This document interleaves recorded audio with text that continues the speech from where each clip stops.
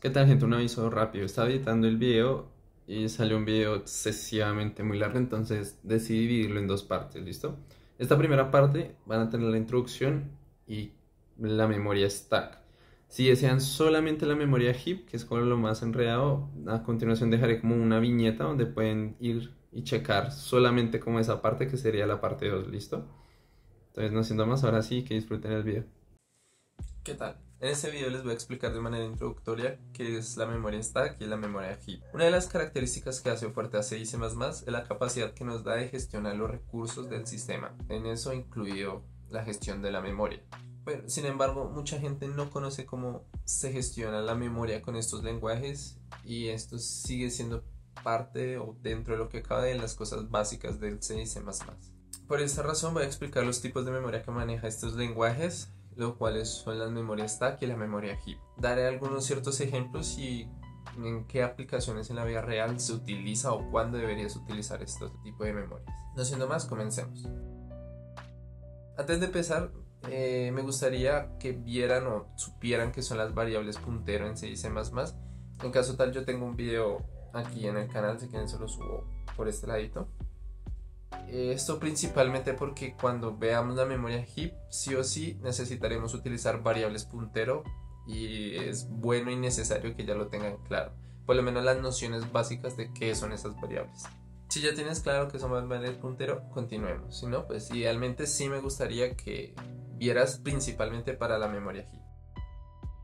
Cuando utilizamos el lenguaje C++, siempre hacemos un compilado que nos da un ejecutable que utiliza el computador para realizar las tareas que le impusimos. Este proceso de tu código al lenguaje máquina pues pasa por diferentes fases. En este punto y entre esas fases que hace para llegar a ese compilado está la gestión de la memoria. Es decir, cuando tú escribes diferentes variables o lo que sea que tú hagas, el compilador entiende, sabe que tú tienes esas variables, sabe cuánto pesa cada una de esas variables, por eso es que el C y C++ es un lenguaje fuertemente tipado y dependiendo de eso pues crea la gestión, aparte reserva la memoria que tenga para que se pueda hacer su ejecución.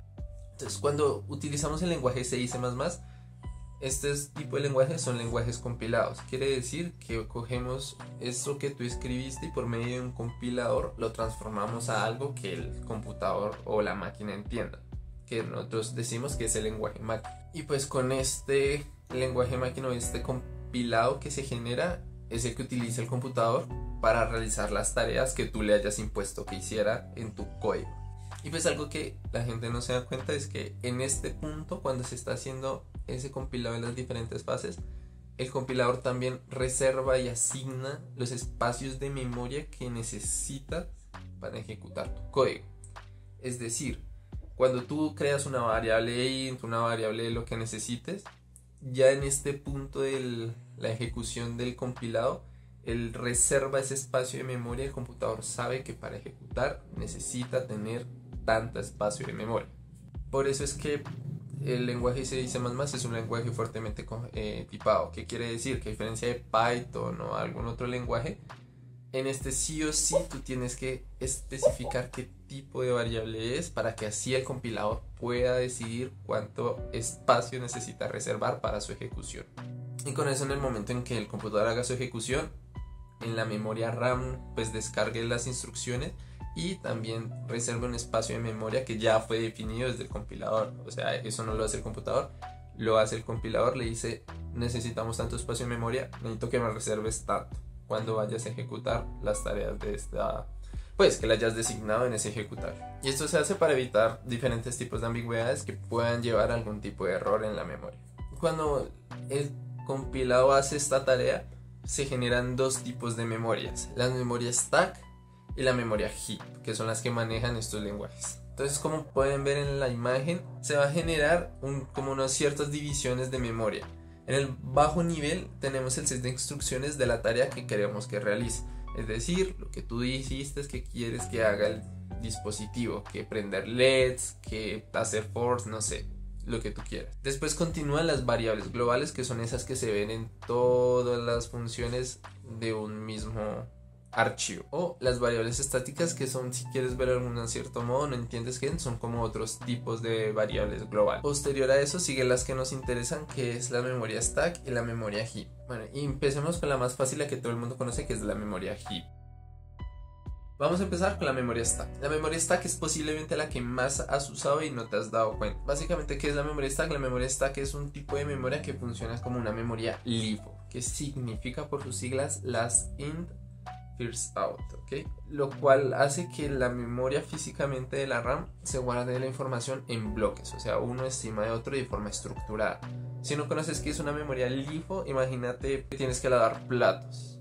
Entonces, tú colocas un plato abajo, luego llega otro y comió y coloca otro plato arriba, luego otro plato arriba y otro plato arriba. Cuando llegas tú, que en este caso tú eres como la CPU, va a empezar a sacar o a lavar los platos de arriba hacia abajo. Entonces lavas el último que colocaste, lo sacas, luego lavas el que estuvo debajo de él y así sucesivamente hasta que te quedas sin platos.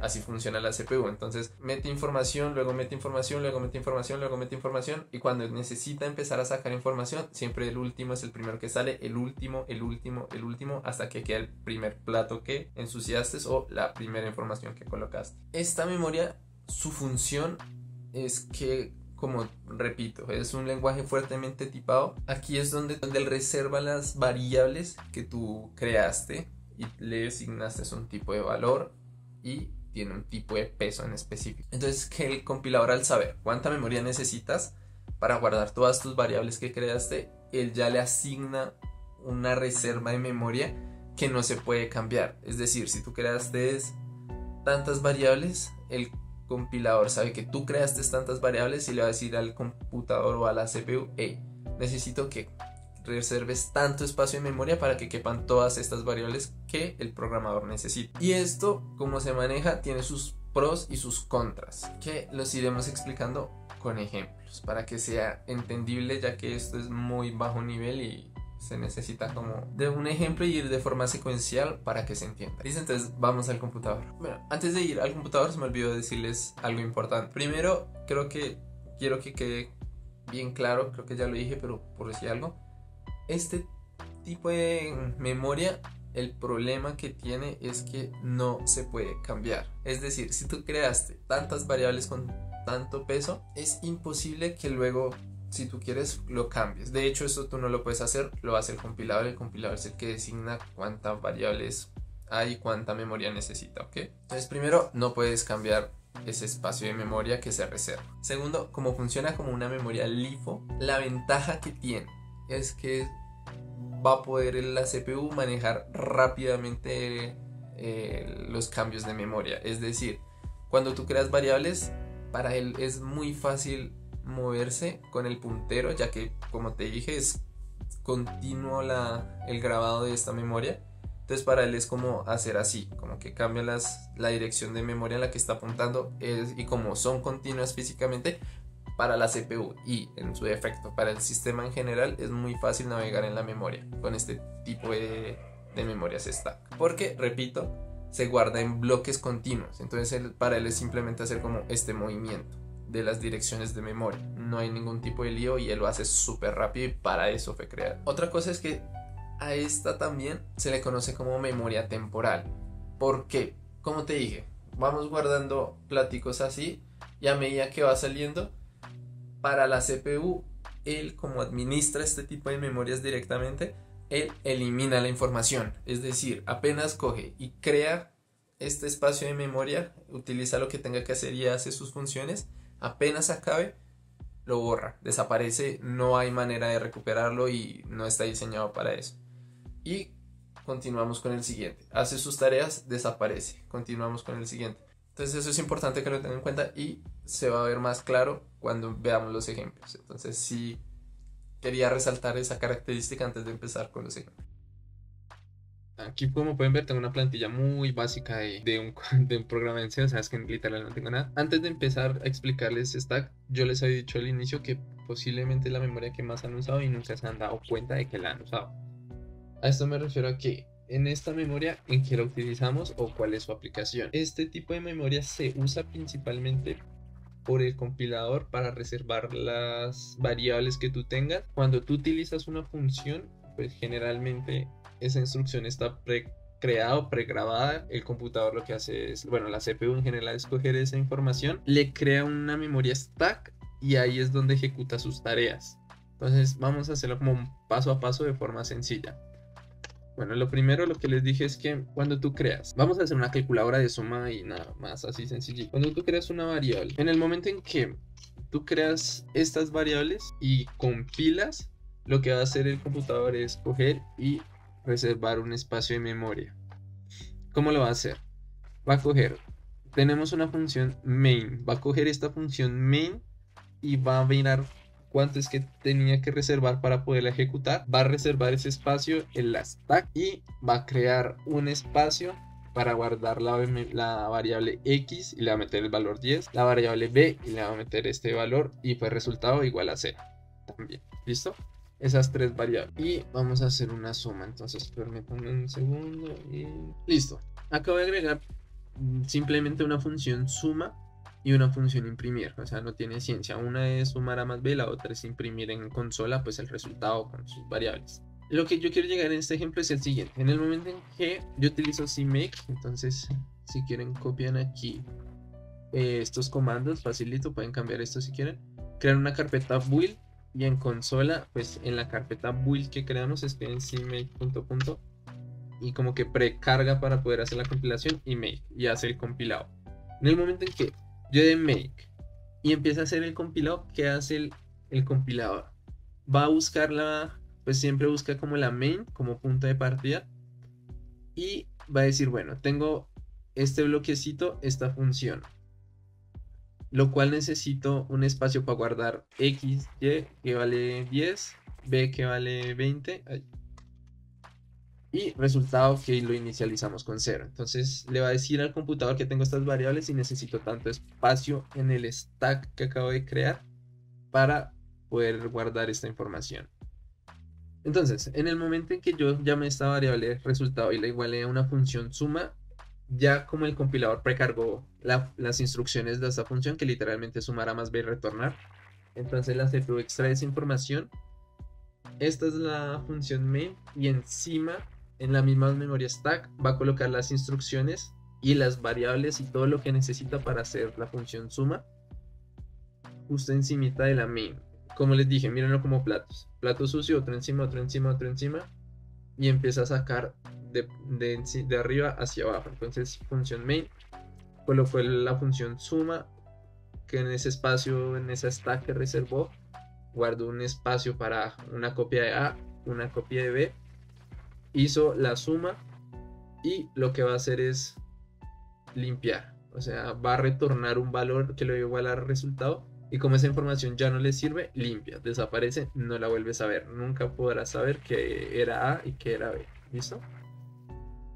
Entonces en ese momento igualamos el resultado, que en este caso va a ser 10, y cuando creamos imprimir o llamamos la función imprimir, lo mismo, la CPU va a llamar las instrucciones, va a crear o reservar un espacio de memoria en la stack para imprimir, para poder hacer sus cosas, y que en este caso va a ser una copia de X, Y y Z, o sea, una copia de X, B y resultado para poder hacer el print. Y bueno, el print es otra función, él también al mismo tiempo va a llamar otro platico que es el print, que ya viene en las librerías estándar, para poder hacer esa tareita que necesita, que es imprimir consola. Apenas acabe la impresión de consola, lo mismo, print, desaparece, no volvemos a saber de él, no hay manera de recuperar esa información. En imprimir, la función que creamos, que es la de aquí abajo, pues va a hacer la impresión, y al momento en que haga la impresión, como no retorna nada, listo, desaparece, no volvemos a saber de imprimir, no se puede recuperar esa información, nada. Y pues como imprimimos en consola, va a seguir con la función main hasta el return 0. En el momento en que nosotros hagamos return 0, también desaparece, no volvemos a saber de él y acabamos el programa, y lo que hace la CPU es limpiar todo. O sea, ya se acabó, no quedó rastro de ese programa. ¿Listo? Este es un ejemplo sencillo, pero muy didáctico y ayuda a entender muchas cosas. Este ejemplo es un poco más difícil en ejecución, pero la idea es sencillísima. Lo que queremos es multiplicar por recursividad, es decir, en vez de simplemente colocar 3 por 5, 15, que va a ser en este caso pues los datos que vamos a utilizar de ejemplo, vamos a decir 3 más 3 más 3 más 3 más 3 más 3 más 3, 5 veces 3 para dar igual a 15, ¿listo?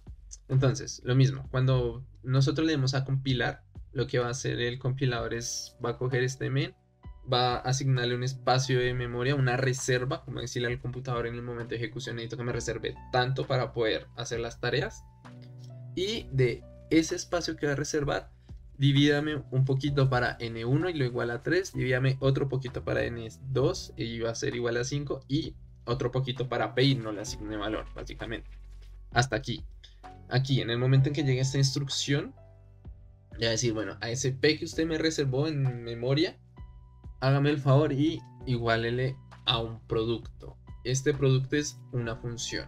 Entonces, ¿qué va a hacer la CPU? ¿Qué va a interpretar?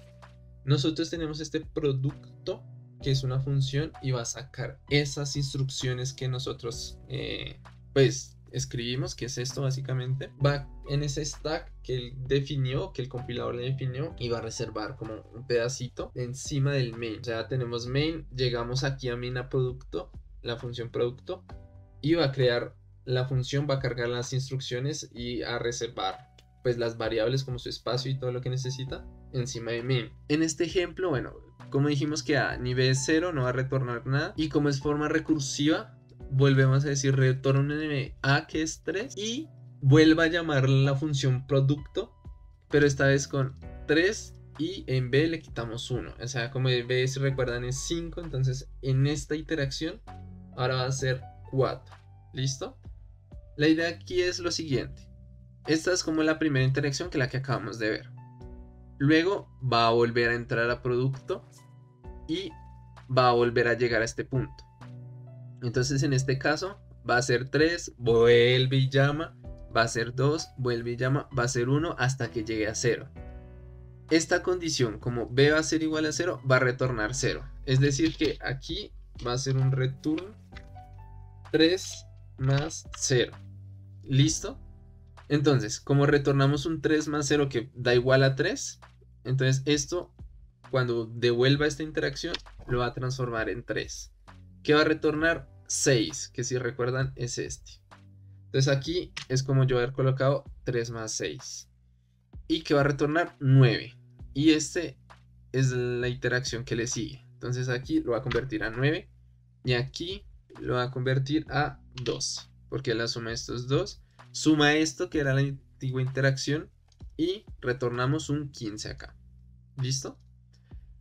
Sé que es un poco complicado de sentarse, echarle cabeza, pero es así como funciona esto. Entonces, más que entender el ejemplo, me gustaría que entendieran el detrás de. Entonces, cuando nosotros llamamos este primer producto, bueno, esto no lo saltamos porque no entra esta condición, va a ser un return a más producto. Entonces esta función producto necesita llamarse otra vez, va a crear otra función producto encima, que va a ser esta, producto 3 y 4.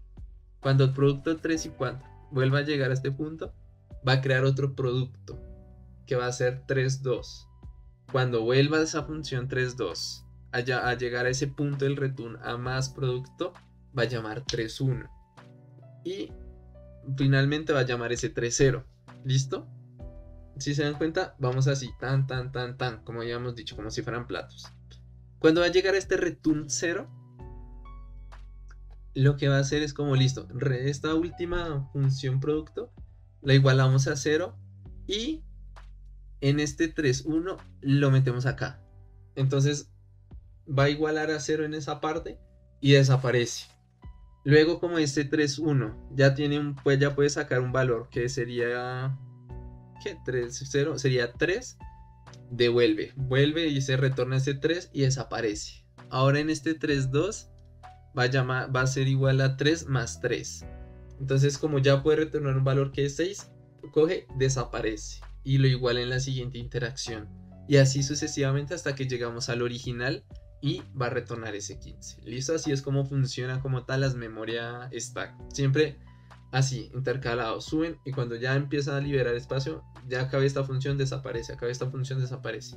¿Listo? Básicamente ya con esto se entiende como la idea o cómo funciona la memoria stack. Repito, esta la utilizas para reservar memoria, o sea, variables. Cuando cargas funciones, las carga en la memoria stack sí o sí para que pueda hacer este tipo de interacciones como las acabamos de ver. Y es una memoria rápida. ¿Listo? O sea, tú puedes, como te digo, como al estar así intercalados físicamente y en bloques, para la CPU y tanto para la memoria RAM es físicamente fácil ir como apuntando hacia arriba y devolverse hacia abajo. No tiene que hacer más que este movimiento rápido. ¿Listo? Listo. Y antes de terminar, me gustaría aclarar ciertas cosas que pronto no son visibles o no fueron tan específicas en este video o en esta parte, en estos ejemplos.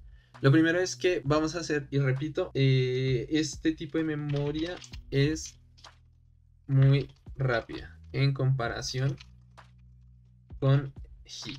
Ya les voy a explicar igualmente por qué, ¿listo? Como la guardamos en forma, pues repito, en bloques, quiero que quede muy claro esto, ayuda a la búsqueda de información que sea muy eficiente y la liberación y no requiere mucho esfuerzo de parte de la máquina poder hacer este tipo de tarea. Otra cosa que, repito, y creo que es como ese tipo de cosas que pasan desapercibidas y es que tú como programador no dominas esta memoria. ¿Quién la domina? La CPU. Porque si te das cuenta cuando acabamos una función, sí o sí, él es el que dice me elimino, desaparezcan, tú no tienes ningún tipo de poder ni puedes impedir que yo lo haga. Esto acarrea ciertas ventajas y desventajas. La más obvia es que tú como programador te desentiendes totalmente de esa memoria. Nadie maneja mejor la memoria que la CPU. O sea, la CPU es Dios manejando sus recursos. Tú no puedes hacer nada. Es así como está diseñada y paga y va. Pero la desventaja es que si tú necesitas información, si en algún punto este producto tú lo necesitabas en alguna interacción o alguna información, no hay manera de que tú puedas usarlo, recuperarlo, averiguar qué era, nada, ¿listo? Hay casos en que necesitarás esa información en tu vida diaria como un programador, pero llórelo, así no se puede, ¿listo? Entonces eso tenlo en cuenta y entonces, ¿qué hacemos si necesitamos esa información? Para eso está un poco la memoria HEAP, pero eso ya es spoiler y luego les explicaré más a detalle, ¿listo? Otra cosa que tienen que tener en cuenta es que en cierto modo la memoria es privada. ¿Qué quiero decir que la memoria es privada? Bueno, de pronto ustedes no sé hasta qué punto lo tengan familiarizado el concepto de uso de los hilos y los multinúcleos. Cuando tú creas otros hilos, entonces básicamente para que entiendan es como ramificar o de alguna manera hacer tareas en paralelo. Es decir, digamos que tú tienes una CPU de un núcleo y tú quieres hacer, digamos, la típica de los videojuegos, pantalla de carga, que va cargando 1, 2, 3 y al mismo tiempo, pues, los datos que cargan que van por detrás, que tú no ves nada. Eso, ¿cómo lo haces si tú tienes una sola CPU? Lo que hace esta técnica es como, digamos, es como un hilo y ramificamos en dos, que en este caso va a ser carga y la pantalla de carga. Datos y pantalla de carga, para que quede más claro.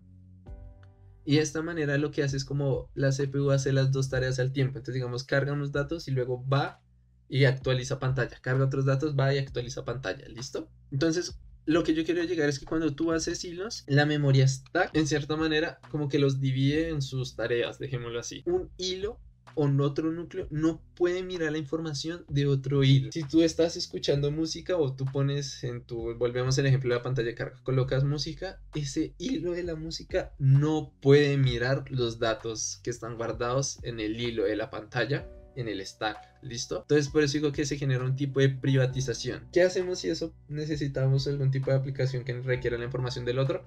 Hay técnicas, eso es muy complejo, pero no te puedes hacer por stack, tienes que inventarte otra cosa, ¿listo? Otra cosa que va de la mano con esto es que la stack es mucho más segura.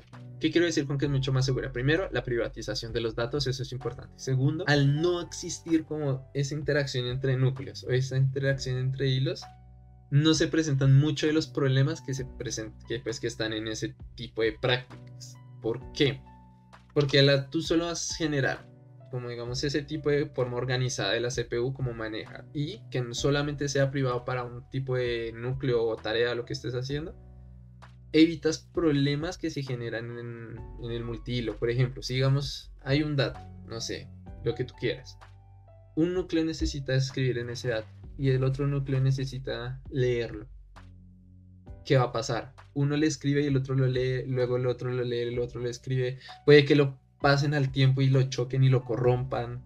Entonces, y eso sí, súmale si hay un tercer hilo que también cambie ese dato. Entonces, si yo cambio este dato, luego el otro cambia, pasan muchas cosas. O sea, puede que no pase nada, puede que se te estalle el programa y se puteó todo. Entonces, volviendo a lo que nos importa, ya resumiendo y aterrizando Stack, al no poder ser público en cierta manera entre los hilos y los núcleos, jamás se va a presentar ese tipo de casos. O sea, tú puedes estar seguro que tu integridad de los datos va a estar sí o sí en el stack y no va a pasar nada porque nadie más va a mirar eso, solo lo que no necesita ni en el momento en que tú lo escribas. ¿Listo? Otra cosa es, tal vez paso por alto, aunque lo dije muchas veces, pero pasa, es que no puedes cambiar el tamaño del stack. El compilador fue el que hizo esa reserva, el compilador es el que dijo necesito tanto y no importa lo que haga, ese compilador, esa reserva jamás va a cambiar. ¿Listo? Entonces, olvídate de eso, ni te esfuerces. Bien, entonces, estas son como digamos las características, un poco los beneficios que nos da esta memoria, pero indirectamente también te he dicho que tienen sus contras, ¿listo? Uno, y el más principal de todos, es que, si te acuerdas, yo te dije que esto se reserva en el compilador, o sea, en el proceso del compilado. ¿Qué pasa? En la vida real hay casos en que los datos se generan en tiempo de ejecución. Hagamos como una línea, discernir. Tiempo de compilado y tiempo de ejecución.